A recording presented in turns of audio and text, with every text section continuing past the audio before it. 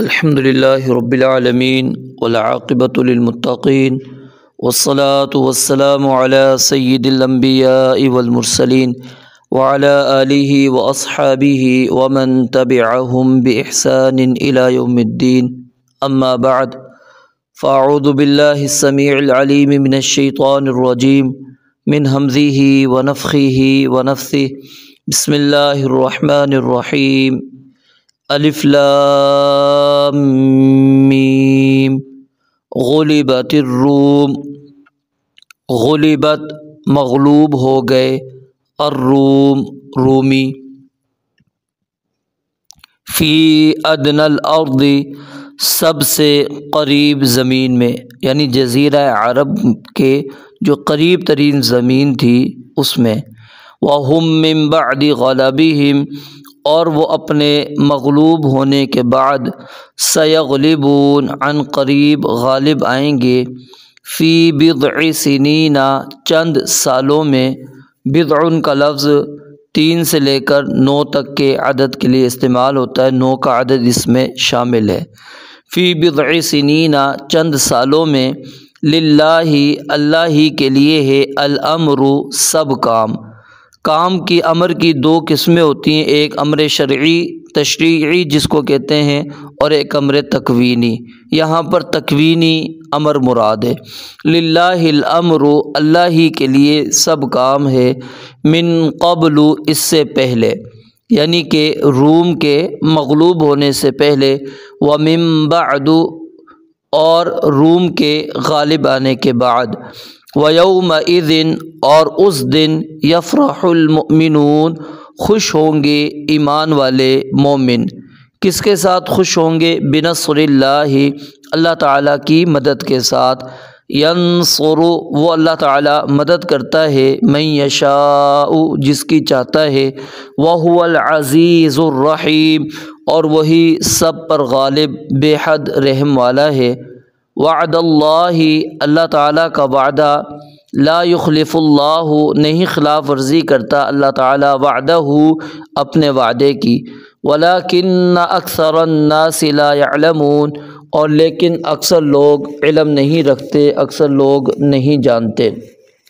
یعلمون وہ جانتے ہیں، ظاہراً کچھ ظاہر کو، من الحیات الدنیا دنیا کی زندگی سے، وہم اور وہ عن الآخرۃ آخرت سے، ہم غافلون وہی غافل ہیں۔ اولم یتفکروا اور کیا انہوں نے غور و فکر نہیں کیا، فی انفسہم اپنے دلوں میں، ما خلق اللہ کہ نہیں پیدا کیا اللہ تعالیٰ نے، السماوات والارض آسمانوں اور زمین کو، وما بینہما اور جو ان کے درمیان ہے، الا بالحق مگر حق کے ساتھ، واجل مسمى اور ایک مقرر وقت کے ساتھ، وان اور بے شک کثیرا من الناس بہت سے لوگ، بلقاء ربہم اپنے رب کی ملاقات کے، لکافرون یقیناً منکر ہیں۔ اولم یسیروا اور کیا وہ چلے پھرے نہیں، فی الارض زمین میں، فینظروا کہ وہ دیکھتے، کیف کیسا، کانا ہوا، عاقبۃ الذین انجام ان لوگوں کا جو، من قبلہم ان سے پہلے تھے، کانوا وہ تھے، اشد زیادہ سخت، منہم ان سے، قوتاً قوت میں، وَأَثَارُوا الْأَرْضَ اور انہوں نے پھاڑا زمین کو، وَعَمَرُوهَا اور اسے آباد کیا، اکثر زیادہ،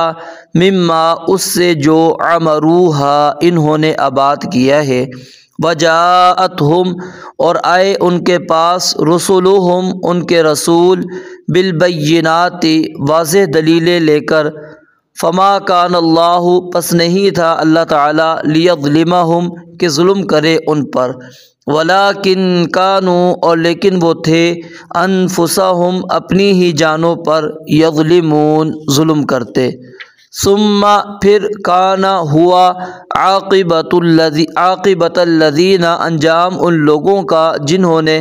اساءوا برائی کی، السوء بہت برا، ان کذبوا اس لیے کہ انہوں نے جھٹلا دیا بآیات اللہ اللہ تعالیٰ کی آیات کو، وکانوا بہا یستہزئون اور وہ تھے ان کا مذاق اڑاتے۔ جب نبی مکرم صلی اللہ علیہ وآلہ وسلم کو اللہ تعالیٰ نے نبوت عطا کی، اس وقت عرب کے نزدیک دو بڑی طاقتیں موجود تھیں۔ عرب کے نزدیک دو بڑی طاقتیں موجود تھیں اس وقت۔ ایک رومی طاقت تھی جس کو عیسائی حکومت آپ کہہ سکتے ہیں، عیسائی حکومت تھی رومیوں کی، اور دوسری طاقت تھی ایرانیوں کی، فارسیوں کی،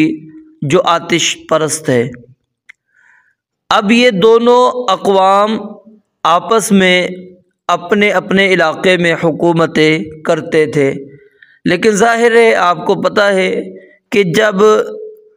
انسان کو بادشاہت ملتی ہے تو اس وقت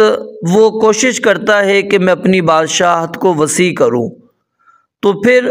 اس وسعت کے لیے وہ شخص کیا کرتا ہے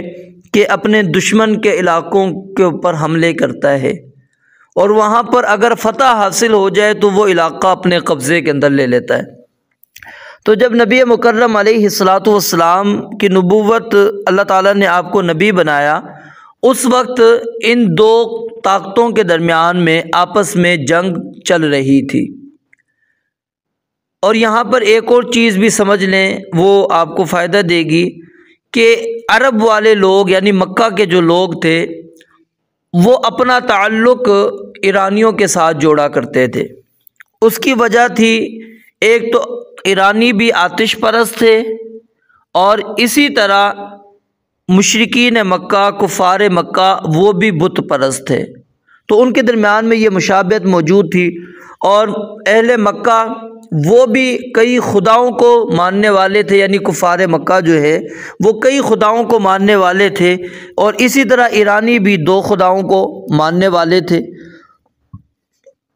اہل مکہ وہ بھی آخرت کے منکر تھے کفار مکہ، اور اسی طرح ایرانی جو ہیں وہ بھی آخرت کے منکر تھے۔ اور دوسری جو طاقت تھی رومی طاقت، وہ عیسائی طاقت تھی۔ اب عیسائی وہ لوگ ہیں کہ جن کو اللہ تعالیٰ نے کتاب دی ہے۔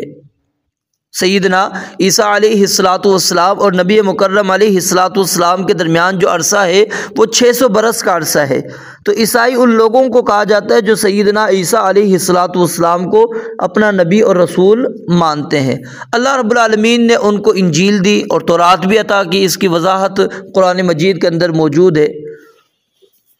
تو یہ اس لحاظ سے اہل کتاب تھے، اور مسلمان وہ بھی اہل کتاب ہیں، تو ان کے درمیان میں ایک تو اشتراک یہ موجود تھا، اور دوسرا کہ ان کی جو تعلیمات تھیں عیسائیوں کی کتابوں کے اندر، وہ کیا تھا؟ آخرت پر ایمان، آخرت پر ایمان، آخرت پر یقین۔ تو مسلمانوں کی بھی تعلیم یہی تھی، تو دونوں کی آپس میں اس لحاظ سے مماثلت تھی۔ اور تیسری ایک اور وجہ تھی کہ جب مسلمانوں پر مکہ کے اندر ظلم کیا جاتا، جبر و تشدد کا نشانہ ان کو بنایا جاتا، تو اس وقت نبی مکرم علیہ الصلاۃ والسلام نے ان کو پھر حبشہ کی جانب ہجرت کرنے کا آپ نے حکم دیا، اجازت دی کہ جائیں، آپ حبشہ میں چلے جائیں۔ ارض حبشہ جس کو آج کل ایتھوپیا کہا جاتا ہے، وہاں پر عیسائی حاکم تھا، عیسائی بادشاہ تھا، یعنی رومی جو حکومت ہے ان کے ہی زیر تسلط جو بادشاہ تھا وہ وہاں پر موجود تھا۔ تو نبی مکرم علیہ الصلاۃ والسلام نے اپنے اصحاب کو وہاں پر بھیجا، اور وہ گئے تو اس بادشاہ نے مسلمانوں کو پناہ دے دی۔ پیچھے سے مشرکین نے ایک وفد بھیجا، اور انہوں نے بڑی کوششیں کی، یہ پوری تفصیل موجود ہے، آپ پڑھ سکتے ہیں سیرت کی کتابوں کے اندر۔ انہوں نے بڑی کوشش کی کہ کسی طرح اس بادشاہ کو راضی کر کے مسلمانوں کو واپس مکہ لایا جائے،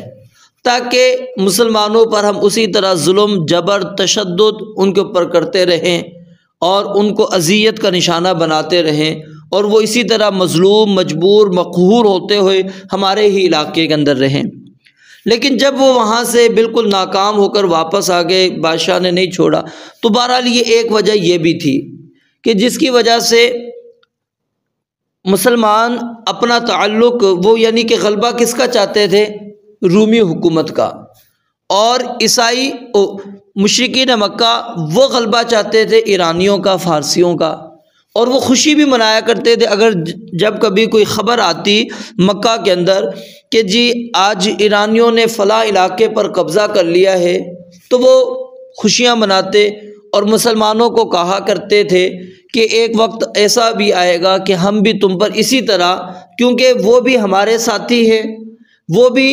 کئی خداؤں کو ماننے والے آتش پرست، ہم بھی اسی طرح کئی خداؤں کو ماننے والے، دیکھیں وہ طاقت اہل کتاب پر غالب آ گئی، تو اسی طرح ایک وقت آئے گا کہ ہم بھی تم پر غالب آ جائیں گے۔ تو ظاہر ہے جب اس طرح کے حالات ہوتے اور یہ خبر پہنچتی، مشرکین وہ خوشیاں مناتے، تو مسلمانوں کو ایک صدمہ اور تکلیف پہنچتا، صرف کس وجہ سے کہ وہ اہل کتاب ہیں، عیسائی اہل کتاب ہیں، رومی حکومت اہل کتاب ہے، مسلمان چاہتے تھے کہ غلبہ کن کا ہو؟ ان کا ہو ان کے اوپر، اس ایرانیوں کے اوپر۔ اللہ رب العالمین نے پھر مسلمانوں کو انہی حالات کے اندر جو یہ چشمکش چل رہی تھی، آپس میں جنگیں چل رہی تھی، اور فیصلہ کن مرحلہ آ گیا، اور وہ فیصلہ کن مرحلہ کیا ہوا کہ رومی مغلوب ہو گئے،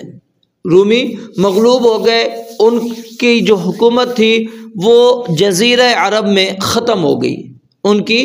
جزیرہ عرب میں اب حکومت برقرار نہیں رہی، اب وہاں پر حکومت تھی تو وہ ایرانیوں کی ہی تھی، یعنی وہ سارے علاقے جو رومی حکومتوں کے تھے وہ ایرانی حکومت نے وہ اپنے زیر تسلط کر لیے، ان کے زیر امارت آ گئے۔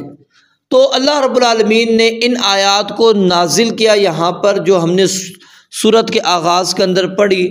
اور اس کے اندر اللہ رب العالمین نے اس بات کی خبر بھی دی کہ غلبت الروم، کہ روم مغلوب ہو گئے، رومی مغلوب ہو گئے، لیکن اللہ نے ساتھ میں ایک پیش گوئی بھی بیان فرمائی،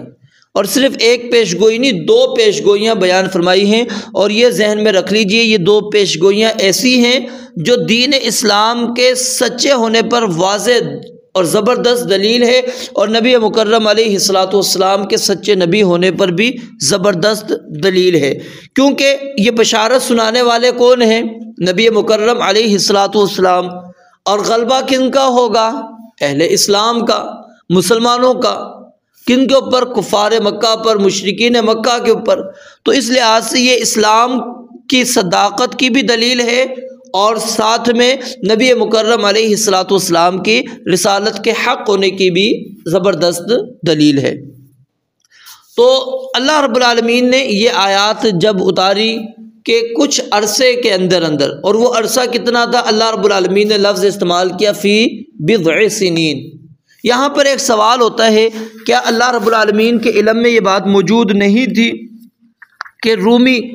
کس سال، کس مہینے اور کس دن وہ غالب آئیں گے؟ اس کا جواب یہ ہے کہ اللہ رب العالمین کے علم میں یہ بات موجود تھی، اللہ رب العالمین کے علم میں وہ وقت بھی معلوم ہے اللہ تعالیٰ کو، اور وہ دن بھی معلوم تھا، وہ مہینہ بھی معلوم تھا، وہ سال بھی متعین تھا، لیکن پھر اللہ رب العالمین نے یہ لفظ فی بضع سنین کیوں استعمال کیا؟ سمجھ آ رہی ہے میرے اعتراض کی؟ یہ میں اعتراض کر کے آپ کو بات سمجھانے کی کوشش کر رہا ہوں کہ اللہ رب العالمین کے جب علم میں موجود ہے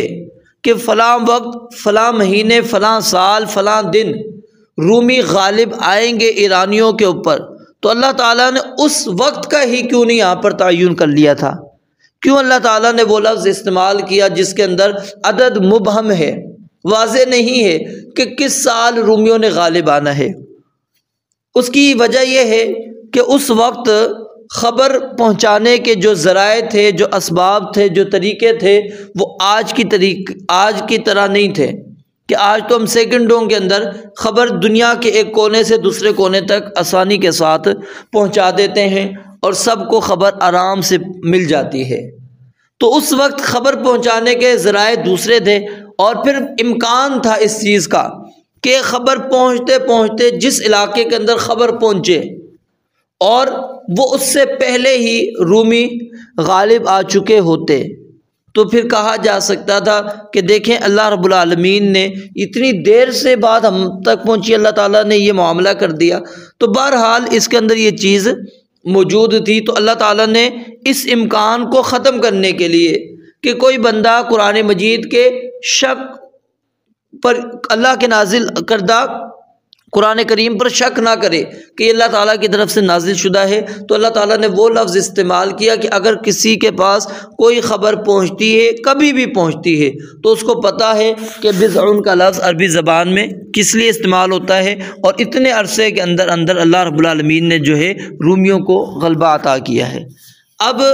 ان کی تفصیل کے اندر میں زیادہ آپ کے سامنے نہیں جانا چاہتا کہ کیا وہ اسباب بنے، کیا سبب بنے، یا کس طرح رومی ایرانی رومیوں پر غالب آئے، پھر رومی دوبارہ ایرانیوں پر غالب آئے۔ اس کے اندر امام ابن کثیر رحمۃ اللہ علیہ نے اپنی تفسیر کے اندر تفسیر ابن کثیر کے اندر عجیب و غریب واقعات کئی نقل کیے ہیں، اور دیگر مفسرین جو ہے اردو دان طبقہ والے جو ہیں خاص طور پر، اس کو بھی آپ مطالعہ کر سکتے ہیں، انہوں نے بڑی تفصیل سے بیان کیا ہے۔ اسی طرح ڈاکٹر اسرار صاحب ہیں، انہوں نے تو حالات کو اور انداز کے اندر کھول کر تھوڑا سا انہوں نے اپنی تفسیر کے اندر بیان کیا، سنوں کے اعتبار سے انہوں نے تخصیص کرنے کی کوشش کی ہے، سمجھانے کی انہوں نے کوشش کی ہے کس انداز کے اندر غالب آئے۔ اور اسی طرح آپ جو ہے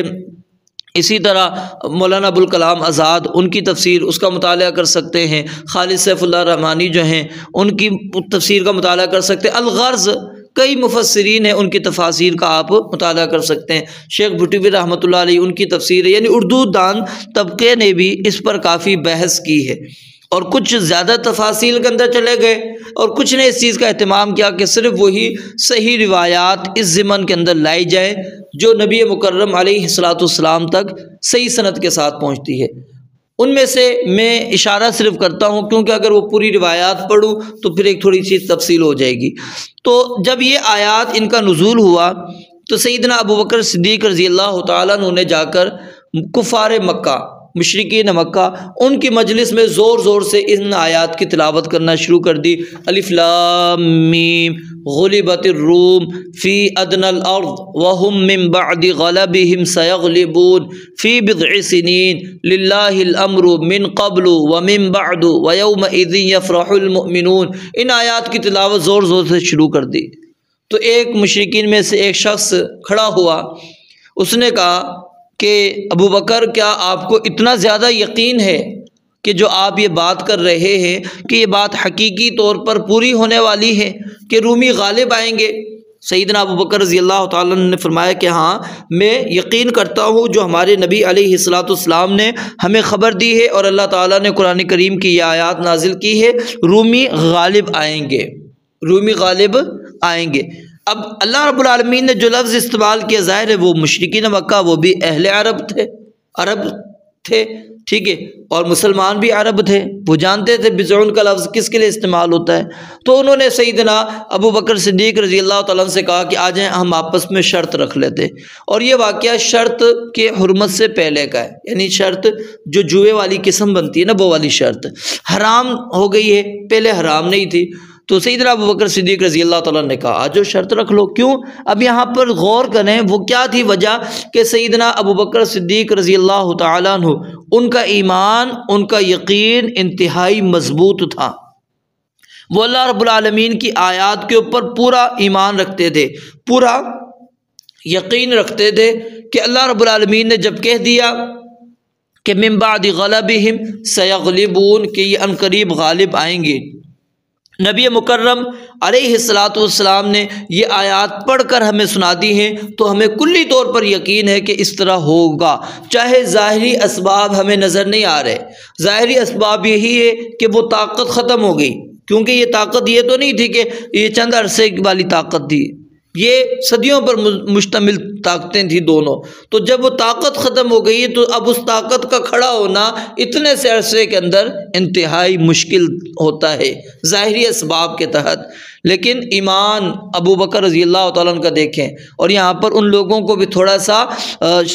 تھوڑا سا سوچ و فکر کرنا چاہیے اور تھوڑی سی شرم و حیا بھی کرنی چاہیے، جو کہتے ہیں کہ نعوذ باللہ ابو بکر اور اب ابلیس کا ایمان برابر ہے۔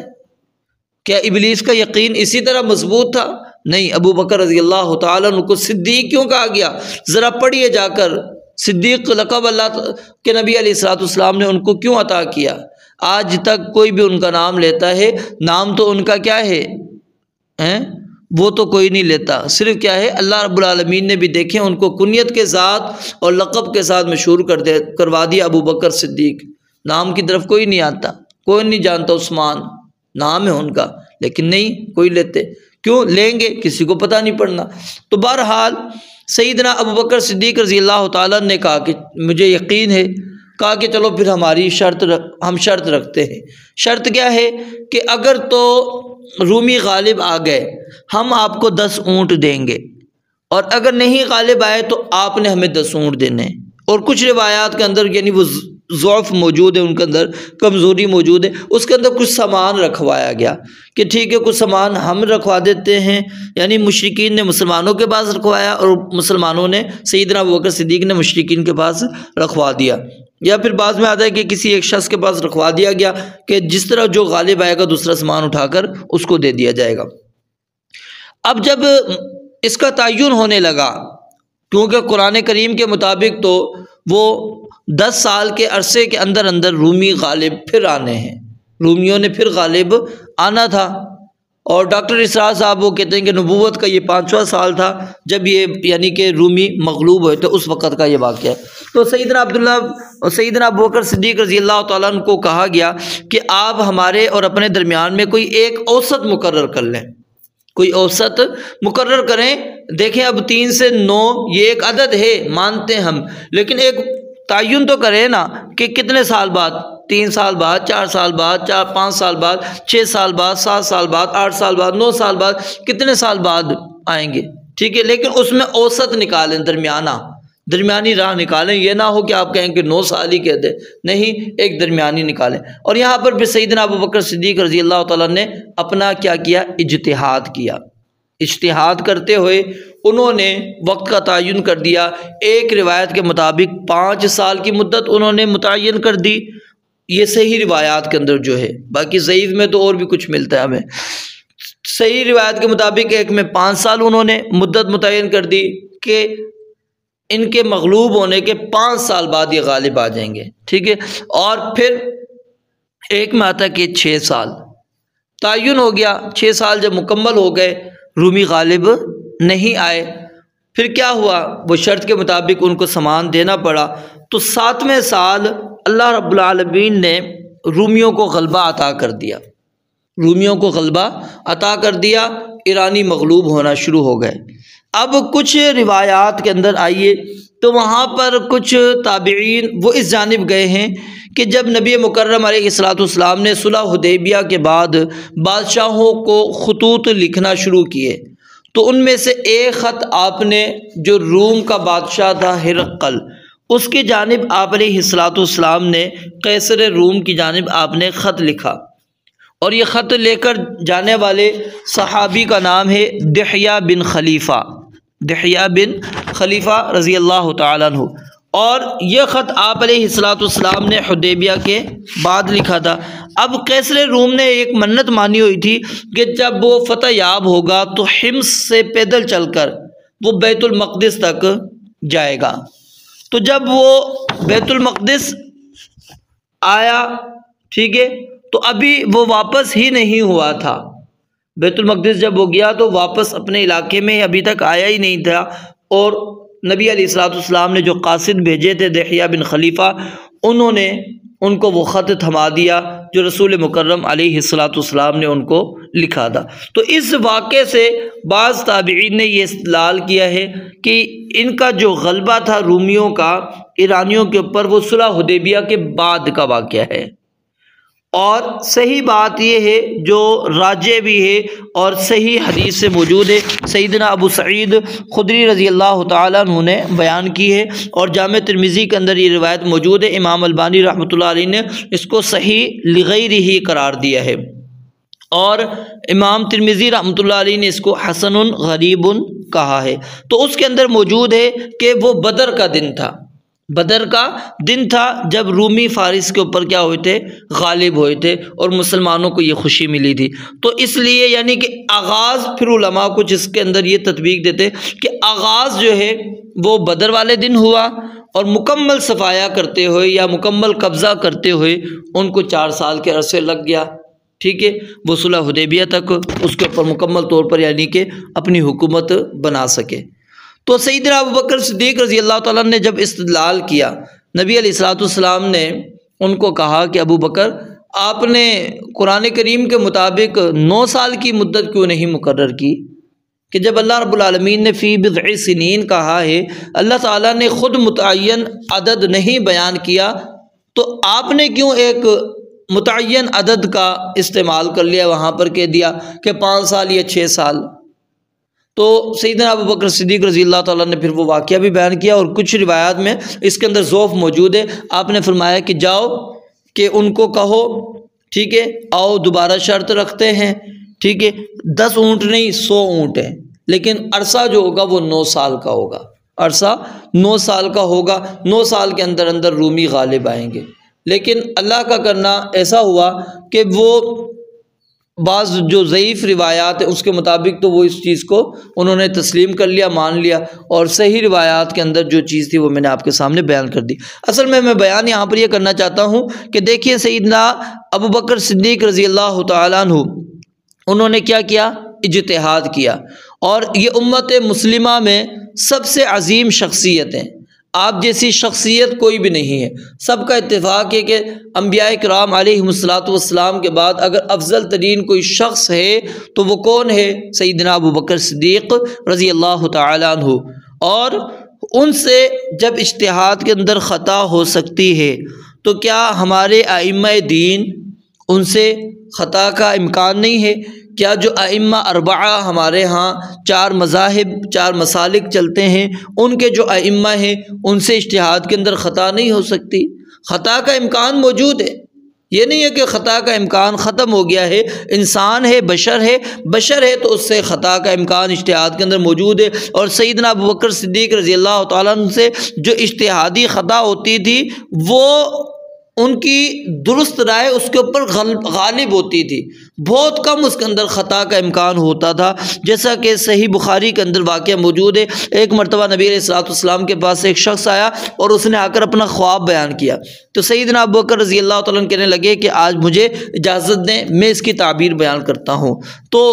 انہوں نے تعبیر بیان کی اور کہا کہ اللہ کے نبی علیہ الصلوۃ والسلام، میرے ماں باپ آپ پر قربان ہو، بتائیے کیا میں نے درست کہا ہے یا میں نے خطا کی ہے؟ آپ نے فرمایا تم نے کچھ درست کہا کچھ خطا کی،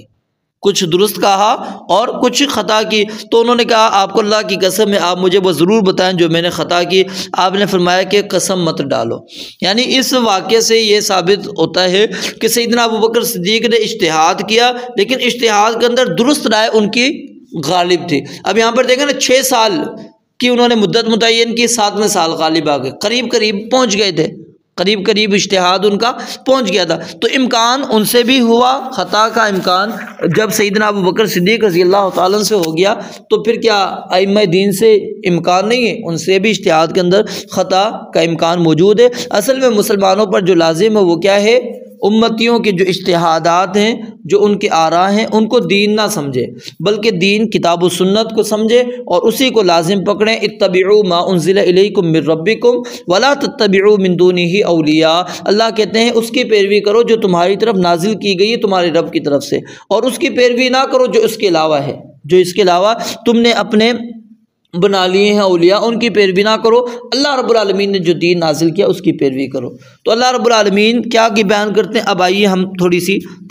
تفسیر کی طرف آتے ہیں اور ساتھ میں باتیں سمجھاتے ہوئے چلتے ہیں۔ الف لام میم غلبت الروم، یعنی رومی مغلوب ہو گئے، فی ادنی الارض، سب سے قریب زمین میں۔ اب اس میں جزیرہ عرب کی جو قریب ترین زمین تھی اس کو شیخ بٹوی رحمۃ اللہ علیہ نے ازروعات اور بصرہ کے درمیان کا خطہ لکھا ہے کہ ازروعات اور بصرہ کے درمیان کا یہ خطہ تھا جہاں پر یہ جنگ ہوئی، اور رومی مغلوب ہوئے۔ فی ادنی الارض وہم من بعد غلبہم سیغلبون، کہ اس اپنے غلبے کے مغلوب ہونے کے بعد 9 سال کے عرصے کے اندر دوبارہ یہ غالب آئیں گے، اور اللہ رب العالمین نے ان کو غلبہ عطا کیا۔ یہ نہیں ہے کہ غلبہ نہیں ملا، آپ اٹھا کے پڑھ سکتے ہیں، تفاسیر کی کتابیں بھری پڑی ہیں، جیسے کہ میں نے آپ کو بتایا مورخین نے بڑی تفصیل لمبی بیان کی ہیں، ٹھیک ہے، میں نے آپ کو شروع میں کہہ دیا کہ میں اس کی طرف نہیں جانا چاہتا، تو ایک لمبی تفصیل موجود ہے کہ کس طرح ان کا غلبہ ملا۔ فی بضع سنین للہ الامر، یہاں پر اللہ رب العالمین اصل میں جو چیز بیان کرنا چاہ رہے ہیں وہ قابل غور ہے اور ہمیں اچھی طرح سمجھنی چاہیے اور ذہن نشین کرنی چاہیے۔ وہ کیا ہے؟ للہ الامر، کہ اللہ رب العالمین ہی کے لیے تمام احکامات ہیں، سب کام اللہ رب العالمین کے لیے، یعنی جب اللہ رب العالمین کچھ کام کرنا چاہتا ہے تو وہ کہتا ہے کن ہو جا فیکون، تو وہ ہو جاتا ہے۔ تو روم کے مغلوب ہونے سے پہلے بھی صرف اللہ رب العالمین کے اختیار میں تھے سارے معاملات، اور روم کے غالب آنے کے بعد بھی اختیار کس کے ہاتھ میں ہوگا؟ اللہ رب العالمین کے ہی ہاتھ میں۔ یعنی کوئی بندہ یہ نہ سمجھے کہ فلاں کی تدبیر کی وجہ سے فتح حاصل ہوئی ہے یا فلاں کی کوتاہی کی وجہ سے شکست ہوئی ہے، نہیں، تدبیر یا کوتاہی یہ اصل میں تقدیر کے اندر جو اللہ رب العالمین کے علم، تقدیر اللہ رب العالمین کے علم کا نام ہے، اس میں طے شدہ تھی، اسی کے مطابق ہوا، اور اصل میں کیا تھا؟ یہ اللہ رب العالمین کا حکم تھا۔ اور اسی طرح یاد رکھیے کچھ جو ہے وہ سالوں کو، مہینوں کو، ان کی گردشوں کو، سورج چاند کی گردش کو، ستاروں کی گردشوں سے وہ سمجھتے ہیں کہ جی یہ واقعہ رونما ہو گیا، اس وجہ سے یہ واقعہ پیش آیا۔ صحیح بخاری کے اندر واقعہ موجود ہے کہ جب نبی علیہ الصلوۃ والسلام کے بیٹے ابراہیم فوت ہو گئے، اس دن اللہ رب العالمین کی طرف سے سورج بھی گرن لگ گیا، تو لوگوں نے باتیں کرنا شروع کر دی۔ لوگوں نے کہا کہ دیکھو یہ سورج کو آج جو گرن لگا ہے، اس گرن لگنے کی وجہ کیا ہے کہ آپ کے بیٹے ابراہیم علیہ الصلوۃ والسلام فوت ہوئے، اس کا غم اس کو بھی لگا، اس نے بھی اپنی روشنی کو کچھ وقت کے لیے ختم کر دیا۔ آپ علیہ الصلوۃ والسلام کو جب یہ بات پتہ پڑی، آپ فوراً ممبر پر چڑھے اور صحابہ کو جمع کیا اور کہا ان الشمس والقمر آیتان من آیات اللہ، لوگوں یہ باتیں یاد رکھ لو، یہ سورج اور چاند ہی اللہ تعالیٰ کی عظیم نشانیوں میں سے 2 نشانیاں ہیں۔ لا ينکسفان لموت احد ولا لحیاتہ، نہ کسی کی زندگی پر ان کو گرن لگتا ہے نہ کسی کی موت کے اوپر، اور جب تم دیکھو کہ سورج یا چاند کو گرن لگا ہے تو تم نے کیا کرنا ہے؟ فصلو، تم نماز پڑھا کرو۔ یعنی آپ نے اس عقیدے کی بالکل تردید کر دی کہ یہ سورج اور چاند کا گرن کسی کی پیدائش یا کسی کی وفات کے ساتھ اس کا کوئی تعلق نہیں، کوئی تاثیر نہیں ہے اس کی، یہ اللہ رب العالمین کا حکم ہے، جب اللہ رب العالمین چاہتا ہے اس کو بے نور کر دیتا ہے۔ تو للہ الامر، اللہ ہی کے لیے حکم ہے، من قبل، اس سے پہلے۔ ایک تو یہ تفسیر تھی جو میں نے آپ کے سامنے بیان کر دی، اور دوسری تفسیر یہ ہے للہ الامر، اللہ ہی کے لیے حکم ہے، یعنی دین کا غلبہ۔ یہاں پر بھی بشارت ہے ایک لحاظ سے مسلمانوں کو کہ رومیوں کے مغلوب ہونے سے پہلے بھی اصل دین اسلام تھا، اصل کلمہ جس کا بلند کرنا تھا وہ دین اسلام کا کلمہ تھا، للہ الامر، اللہ ہی کے احکامات روم کے مغلوب ہونے سے پہلے، اور اللہ ہی کے احکامات ہوں گے روم کے مغلوب ہونے کے بعد۔ یعنی وقتی طور پر روم ایرانیوں پر غالب آئیں گے، لیکن اس کے بعد مسلمان ان کے اوپر غالب آئیں گے۔ کیسے غالب؟ وَيَوْمَئِذٍ يَفْرَحُ الْمُؤْمِنُونَ، اور فرمایا کہ اس دن خوش ہوں گے ایمان والے، یعنی جب اللہ رب العالمین نے رومیوں کو غلبہ دینا ہے اس وقت ایمان والے خوش ہوں گے، ایک تو یہ معنی ہے، اور دوسری خوشی کیا ہوگی کہ اللہ رب العالمین مسلمانوں میں، مسلمان اور کفار کے درمیان ایک جنگ کروائیں گے جس کا نام جنگ بدر ہوگا، اور پھر اللہ رب العالمین نے اس جنگ کے اندر مسلمانوں کو فتح سے ہمکنار کرنا ہے۔ لِيُحِقَّ الْحَقَّ وَيُبْطِلَ الْبَاطِلَ وَلَوْ كَرِهَ الْمُجْرِمُونَ، اللہ کہتے ہیں حق کو اللہ حق کر کے واضح کرنا چاہتا ہے، اور باطل کو باطل کر کے اللہ واضح کرنا چاہتا ہے، اگرچہ مجرم ناپسند کرے۔ تو اللہ رب العالمین نے مدد کی اہل ایمان کی، اور بدر والے دن بڑے بڑے جو قریش کے سردار تھے، قریشیوں کے جو کفار کے سردار تھے، سب کو واصل جہنم کیا گیا، سب کے سب مارے گئے۔ تو وَيَوْمَئِذٍ يَفْرَحُ الْمُؤْمِنُونَ، اللہ کہتے ہیں اس دن خوش ہوں گے ایمان والے، کس کے ساتھ؟ بِنَصْرِ اللَّهِ، اللہ تعالیٰ کی مدد کے ساتھ۔ اور وہ مدد کیا تھی؟ کہ اللہ رب العالمین نے فرشتوں کا نزول کیا، یعنی جب اس کو جنگ بدر لیں گے فرشتوں کی نزول مراد ہوگا، اور جب رومیوں کا غلبہ ہوگا تو اس کے ذریعے سے جو مسلمان چاہتے تھے کہ ایرانیوں پر عیسائی حکومت کا غلبہ ہو، اس چیز کو اللہ رب العالمین اس ذریعے سے اہل ایمان کو خوشی دیں گے۔ اور پھر آگے فرمایا ینصر من یشاء، اللہ رب العالمین جس کی چاہتا ہے مدد کرتا ہے۔ اب یہاں پر یہ قابل غور ہے، بندہ کہہ سکتا ہے کہ عیسائی وہ بھی تو کافر ہیں، کیا ان کے عقائد کے اندر خرابی نہیں ہے؟ موجود ہے، عقیدہ تثلیث ان کا موجود ہے، وہ تو سیدنا عیسیٰ علیہ السلام کو الہ مانتے ہیں، آپ کی والدہ مریم علیہ السلام کو اس کو الہ مانتے ہیں، وہ تو ایک الہ مانتے ہی نہیں اللہ تعالیٰ کو، ان کے اندر بھی عقیدے کی توحید کی خرابی تو موجود ہے، عقیدہ توحید کی خرابی موجود ہے۔ لیکن کیا ہے یہاں پر اللہ رب العالمین نے فرمایا ینصر من یشاء، اللہ جب چاہتا ہے جس کی مدد کرنا چاہتا ہے کرتا ہے، وہ چاہے کافر ہو چاہے مسلمان ہو، کوئی اللہ رب العالمین سے سوال کرنے والا نہیں ہے۔ وَتِلْكَ الْأَيَّامُ نُدَاوِلُهَا بَيْنَ النَّاسِ وَلِيَعْلَمَ اللَّهُ الَّذِينَ آمَنُوا وَيَتَّخِذَ مِنكُمْ شُهَدَاءَ۔ اسی طرح قُلِ اللَّهُمَّ مَالِكَ الْمُلْكِ تُؤْتِي الْمُلْكَ مَن تَشَاءُ وَتَنزِعُ الْمُلْكَ مِمَّن تَشَاءُ وَتُعِزُّ مَن تَشَاءُ وَتُذِلُّ مَن تَشَاءُ بِيَدِكَ الْخَيْرُ إِنَّكَ عَلَى كُلِّ شَيْءٍ قَدِيرٌ، کہ اللہ تو ہر چیز پر قادر ہے، تجھ سے کوئی پوچھ نہیں سکتا کہ تو نے آج غلبہ مسلمانوں کو کیوں نہیں دیا، کافروں کو کیوں دے دیا ہے۔ ینصر من یشاء، وہ اللہ تعالیٰ جس کی چاہتا ہے مدد کرتا ہے۔ وَهُوَ الْعَزِيزُ الرَّحِيمُ، اور اللہ رب العالمین کیوں غلبہ دیتا ہے، کیوں مدد کرتا ہے؟ کیونکہ العزیز وہ سب پر غالب ہے، الرحیم اور بے حد رحم والا ہے۔ وعد اللہ، اور اللہ نے کہا یہ جو میں بات کہہ رہا ہوں یہ اللہ کا وعدہ ہے، رومی غالب آئیں گے، اس وعدے کے اوپر یقین کرو۔ وعد اللہ، اللہ کا وعدہ ہے، لا یخلف اللہ وعدہ، اور اللہ تعالیٰ اپنے وعدے کی کبھی بھی خلاف ورزی نہیں کرتا۔ یہ نہیں ہے کہ اللہ نے کوئی وعدہ کیا اور اللہ تعالیٰ نے اس وعدے کی خلاف ورزی کر دی۔ ولکن اکثر الناس لا یعلمون، لیکن اللہ کہتے ہیں اکثر لوگ علم نہیں رکھتے، وہ چاہے کفار قریش بھی ہوں یا کچھ کوئی اور بھی ہوں، کیونکہ اصل میں کیا ہے انسان وہ ظاہری اسباب پر یقین رکھتا ہے، باطنی اسباب پر یقین نہیں ہے۔ مومن جو ہے وہ باطنی اسباب پر یقین رکھتا ہے، وہ ظاہری اسباب پر یقین نہیں رکھتا۔ جنگ بدر اس کی واضح نص اور دلیل ہمارے سامنے موجود ہے، آپ اٹھا کر دیکھ لیجئے، مسلمانوں کی تعداد 313 یا 317 ہے، اور ان کے پاس کیا اسلحہ موجود ہے؟ نہیں، کچھ موجود نہیں، کچھ تیاری نہیں۔ مسلمان تو گئے تھے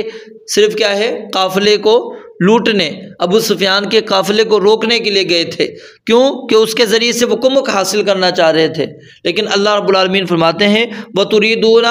تم چاہتے تھے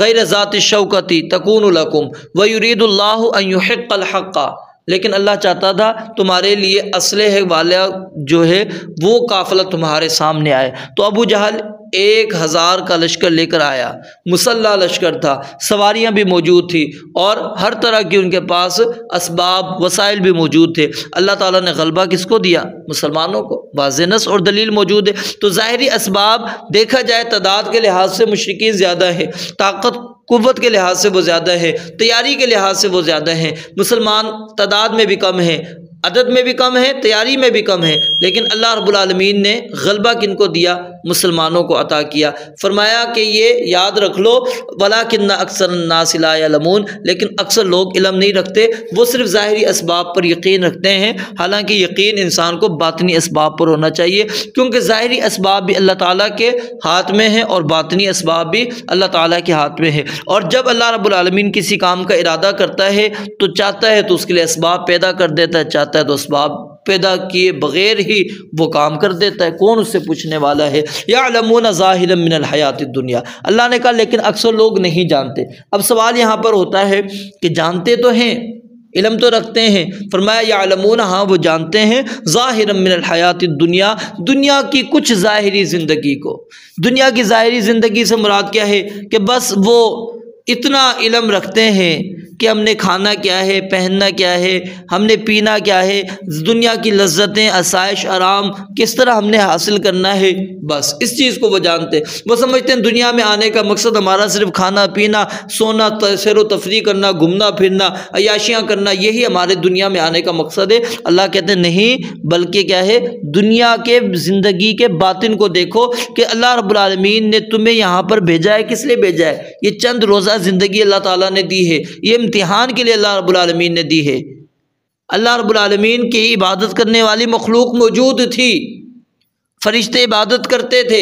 اللہ کی حمد بھی بیان کرتے تھے، اللہ تعالیٰ کی پاکیزگی بھی بیان کرتے تھے، اللہ کی حمد و ثنا، اس کی تسبیحات، تحمیدات، تمجیدات، تقدیسات بیان کیا کرتے تھے، وہ اللہ تعالیٰ کے ہر حکم کو مانا کرتے تھے، کوئی خلاف ورزی نہیں۔ ہم انسان ہونے کے ناطے کتنے احکامات کے اندر اللہ کی خلاف ورزی کرتے تھے، کیا ہم ہر وقت اللہ کی حمد و ثنا بیان کرتے نہیں؟ اور لا یستکبرون عن عبادتہ ولا یستحسرون، وقتی طور پر ہم تھوڑی سی دیر کے لیے عبادت کرتے ہیں، اور وہ فرشتے ہر وقت اللہ کی عبادت کے اندر لگے رہتے ہیں، اور اللہ کہتے ہیں وہ اللہ کی عبادت سے تکبر بھی نہیں کرتے اور وہ تھکتے بھی نہیں ہیں۔ لیکن اس کے باوجود اللہ تعالیٰ نے انسان اور جنات کو پیدا کیا، کیا وجہ تھی، کیا حکمت تھی؟ وما خلقت الجن والانس الا لیعبدون، انسان اور جنات کی تخلیق کا مقصد اللہ کی عبادت ہے، اور یہ مقصد اللہ تعالیٰ نے ہمیں دنیا میں دے کر جو بھیجا ہے، یہ در حقیقت ہمارا امتحان ہے، اختبار ہے۔ اللہ دیکھنا چاہتے ہیں کہ کون لوگ ہیں جو اس امتحان کے اندر کامیاب ہوتے ہیں اور کون ہے جو ان کے اندر ناکام ہوتے ہیں۔ الذی خلق الموت والحیات لیبلوکم ایکم احسن عملا، موت و حیات کا اللہ کہتے ہیں میں نے سلسلہ اس لیے رکھا تاکہ میں دیکھوں کہ کون تم میں سب سے زیادہ اچھے عمل کر آتا ہے۔ فرمایا یعلمون ظاہرا من الحیات الدنیا، یہ لوگ دنیا کے ظاہر کو جانتے ہیں، یعنی اگر ان کی ترقی ہے تو صرف دنیا کی ہی ظاہری کے اندر ہے، آخرت کے معاملات میں ترقی نہیں ہے، تقوی کے معاملات میں ترقی نہیں ہے، پرہیزگاری کے معاملات میں ترقی نہیں ہے، عبادات کے معاملات میں ترقی نہیں ہے، نمازوں کے معاملات میں ترقی نہیں ہے، قرآن کی تلاوت کے معاملات میں ترقی نہیں ہے، اللہ رب العالمین کے خوف تقوی کے اندر ترقی نہیں ہے۔ ترقی ہے تو دنیا کے ظاہری اسباب کے اندر ترقی ہے۔ یہ سمجھتے ہیں ہم نے فلاں چیز ایجاد کر لی، ہم نے فلاں چیز بنا لی، ہم نے یہ بنا لیا، ہم نے وہ بنا لیا، ہم نے فلاں بنا لیا، ہم نے بڑی ترقی کر لی ہے۔ اللہ فرماتے ہیں یعلمون ظاہر من الحیات الدنیا، یہ صرف دنیا کی زندگی کے ظاہر کو جانتے ہیں، اور اسی لیے یاد رکھیں علم جو ہے صرف قرآن اور حدیث کا علم ہے، اس کے علاوہ باقی جتنی بھی چیزیں وہ فنون ہیں، وہ علم نہیں کہلاتی، وہ فنون کہلاتی ہیں۔ اس کے ذریعے سے آپ دنیا حاصل کرتے ہیں، ظاہری دنیا کو جانتے ہیں۔ ہاں اگر اس علم، اس فنون کے ذریعے سے آپ آخرت کو جانیں پھر وہ آپ کے لیے علم بن جائے گا، اور اگر آخرت سے غافل ہیں تو وہ صرف فنون ہے، علم نہیں ہے۔ وَهُمْ عَنِ الْآخِرَةِ هُمْ غَافِلُونَ، اور اللہ فرماتے ہیں وہ آخرت سے بالکل غافل ہیں، آخرت کی تو ان کو فکر ہی نہیں ہے، دنیا کی فکر لگی ہوئی ہے، اپنی عقائد کی اصلاح نہیں کرتے، نہیں یہ سمجھتے کہ یہ کائنات جو اللہ تعالیٰ نے ہمیں بنائی کر دی، یہ آسمان و زمین، جیسا کہ اگلی آیت کے اندر اللہ تعالیٰ نے غور و فکر کی دعوت دی، اولم یتفکروا فی انفسہم، کیا یہ اپنے آپ میں غور و فکر نہیں کرتے؟ ذرا دیکھیں، جھانکیں، دیکھیں کہ یہ جسامت ہے یہ کس نے دی ہے۔ اب انسان کی حقیقت اگر دیکھا جائے ایک نطفہ ہے، نطفے کے بعد کیا کیا مراحل انسان کے اوپر گزرتے ہیں وہ ذرا دیکھے اپنے آپ کو۔ نطفے سے علقہ بنا، پھر مضغہ بنا، پھر زیرو انسان بنا، پھر بچے کی صورت اس نے اختیار کی، پھر جوان ہوا، پھر بوڑھا ہوا، پھر انتہائی بوڑھا ہو گیا۔ یہ کس نے؟ کہ اللہ تعالیٰ نے بس ایسے ہی اس کے مراحل تبدیل کر دیے، بے مہار اس کو چھوڑ دیا ہے، کوئی مقصد نہیں اس کے پیدا کرنے کا۔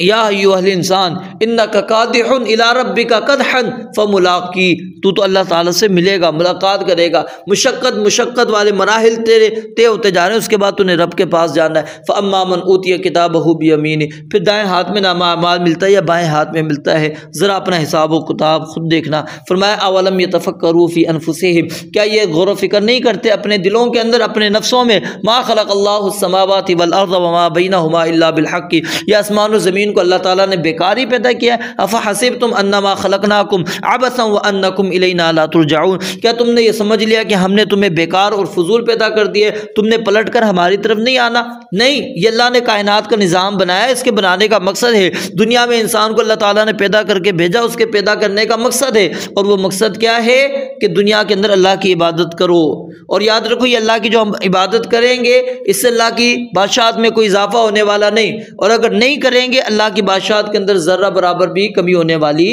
نہیں ہے کسی قسم کی۔ فرمایا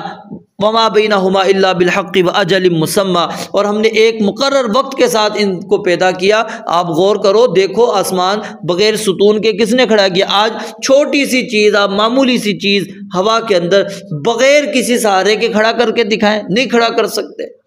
تو یہ آسمان اتنا بڑا کس نے کھڑا کر دیا ہے؟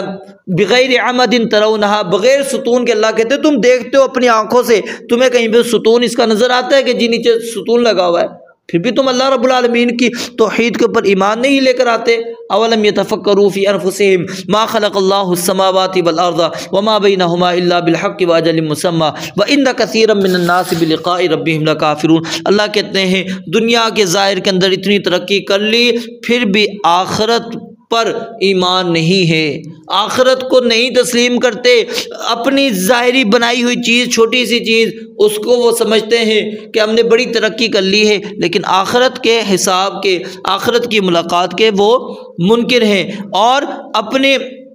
متعلق وہ سمجھتے ہیں کہ ہم سے کوئی سوال کرنے والا نہیں، ہم شتر بے مہار ہیں، ہم جس طرح چاہے زندگی گزاریں، ہمیں کوئی اکٹھا کرنے والا نہیں، کوئی پیدا کرنے، کوئی دوبارہ زندہ کرنے والا نہیں، کوئی جنت و جہنم نہیں، سارا انکار کرتے ہیں۔ اولم یسیروا فی الارض، پھر اللہ رب العالمین نے آخرت کے حق ہونے کے دلائل ذکر کرنے کے بعد اس کی تکذیب کرنے والی جو اقوام ہے اس کی طرف ہماری توجہ دلوائی، اور فرمایا کیا یہ لوگ زمینوں میں چلتے پھرتے نہیں ہیں؟ کیا یہ خود جب جاتے ہیں ان کے قریب عاد و سمود کے علاقے موجود ہیں، اصحاب مدین موجود ہے، قوم لوط موجود ہے، قوم سبا موجود ہے، قوم فرعون موجود ہے، مکہ مکرمہ کے لوگ تجارت کے لیے ان علاقوں میں جایا کرتے تھے۔ تو اللہ رب العالمین فرماتے ہیں اولم یسیروا فی الارض، کیا یہ مکہ کے ارد گرد جا کر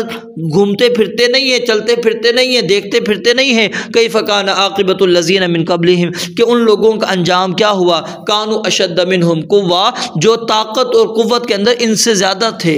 طاقت میں قوت میں ان سے زیادہ تھے۔ یہ سمجھتے ہیں کہ ہم بڑے طاقتور ہیں، نہیں، اللہ کہتے ہیں وہ ان سے زیادہ طاقتور تھے، ان سے زیادہ قوت والے تھے، لیکن کیا وہ طاقت اور قوت ان کے کام آئی؟ نہیں۔ اور پھر وَأَثَارُوا الْأَرْضَ، زمینوں کو انہوں نے پھاڑا، زمینوں کو پھاڑا، پھاڑنے سے کیا مراد ہے؟ زراعت کی، معدنیات نکالی، آبپاشی کا نظام انہوں نے قائم کیا، اور وَعَمَرُوهَا، ان زمینوں کو انہوں نے آباد کیا، اکثر مما عمروها، اور اس سے زیادہ آباد کیا کہ جتنا کہ یہ اہل عرب والوں نے آباد کیا ہوگا۔ اللہ رب العالمین نے سورہ حامیم سجدہ کے اندر ان کی قوت اور طاقت کو بیان کیا ہے، آپ اس کا مطالعہ کر سکتے ہیں۔ فَأَمَّا عَادٌ فَاسْتَكْبَرُوا فِي الْأَرْضِ بِغَيْرِ الْحَقِّ وَقَالُوا مَنْ أَشَدُّ مِنَّا قُوَّةً، وہ کہنے لگے ہم سے زیادہ کون ہے طاقتور، بتائیں۔ اولم يروا ان اللہ الذی خلقهم هو اشد منهم قوة، اللہ کہتے ہیں کیا وہ دیکھتے نہیں کہ ہم نے انہیں پیدا کیا، ہم ان سے زیادہ طاقتور ہیں۔ پھر اسی طرح آگے اللہ رب العالمین نے فرمایا فاستحبوا العمى واما ثمود فهديناهم فاستحبوا العمى على الهدى فاخذتهم صاعقة العذاب الهون بما كانوا يكسبون، وہ لوگ اپنے آپ کو بڑے طاقتور سمجھا کرتے تھے۔ سورہ شعراء کے اندر جائیں گے تو بڑی اور تفصیل آپ کو ملے گی کہ کس طرح انہوں نے تنحتون الجبال بیوتا فارغین، وہ پہاڑوں کو تراش کر محلات بنا لیا کرتے تھے، گھر بنایا کرتے تھے۔ تو یہ اللہ رب العالمین فرماتے ہیں اہل عرب، نہ تم طاقت میں ان سے زیادہ ہو، نہ ہی تم نے کوئی زراعت والا کام کیا ہے، نہ ہی تم نے معدنیات نکالی ہے، اور نہ ہی تم نے علاقے آباد کیے ہیں۔ ان لوگوں نے سارا کچھ یہ کیا، لیکن اس کے باوجود اللہ رب العالمین نے جب انہوں نے کیا کیا، جب ان کے پاس ان کے رسول واضح دلیل کے ساتھ آئے تو انہوں نے انکذبوا بآیات اللہ، اللہ رب العالمین کی آیات کا انکار کر دیا، جھٹلا دیا اور رسولوں کی تکذیب کی۔ تو اللہ رب العالمین فرماتے ہیں پھر ہم نے کیا کیا، ان کے علاقے تمہارے سامنے موجود ہیں، جا کر دیکھ سکتے ہو، تمہیں نظر آئیں گے وہ کھنڈرات، تمہیں پتہ لگ جائے گا ہم نے ان کے ساتھ کیا معاملات کر لیے۔ تو کیا جو طاقتور قوم تھی اور تم سے زیادہ مضبوط تھی، قد و قامت میں بھی تم سے زیادہ تھی، اور پھر وہ اہل زراعت بھی تھے، کیا ان کو ہم نے تباہ نہیں کیا، برباد نہیں کیا، کر دیا؟ تو تمہیں بھی کر دیں گے۔ ثم کان عاقبۃ الذین اساءوا السوء، اللہ کہتے ہیں جنہوں نے برائی کی ہم نے ان کو بہت بری سزا دی ہے، بہت بری سزا دی ہے۔ السوء یہ مبالغہ ہے، یہ کیا نام ہے، اسم تفضیل ہے، لیکن مراد یہاں پر کیا ہے، مبالغے کا ہے کہ بہت برا ہم نے ان کو عذاب دیا۔ اور کیا تھا، انکذبوا بآیات اللہ، اس کی وجہ کیا تھی، انہوں نے اللہ تعالیٰ کی آیات کی تکذیب کی، وکانوا بہا یستہزئون، اور وہ اس سے مذاق کرتے تھے۔ خلاصہ کلام کیا ہے کہ ابتدائی آیات کے اندر اللہ تعالیٰ نے اہل ایمان کو دو بشارتیں سنائی، ایک رومی طاقت کا دوبارہ غالب آنا، کہ وہ ایرانیوں پر، فارسیوں کے اوپر غالب آئیں گے۔ اور دوسری خوشی، دوسری پیش گوئی اللہ رب العالمین نے اہل ایمان کو یہ دی کہ آج مسلمانوں تم پر یہ کفار مکہ ظلم اور جبر تشدد کر رہے ہیں، اذیت کا نشانہ تمہیں بنا رہے ہیں، تو ایک وقت آئے گا تم ان کے اوپر غالب آؤ گے اور اللہ تعالیٰ نے تمہیں غلبہ دینا ہے، خوشی دینی ہے۔ تو یہ اللہ رب العالمین نے بیان کی۔ پھر آخرت کا اللہ رب العالمین نے ان آیات کے اندر ذکر کیا اور ہمیں دعوت فکر بھی اللہ رب العالمین نے دی۔ رب العالمین سے دعا ہے اللہ تعالیٰ سمجھنے عمل کرنے کی توفیق عطا فرمائے۔ وآخر دعوانا الحمدللہ رب العالمین۔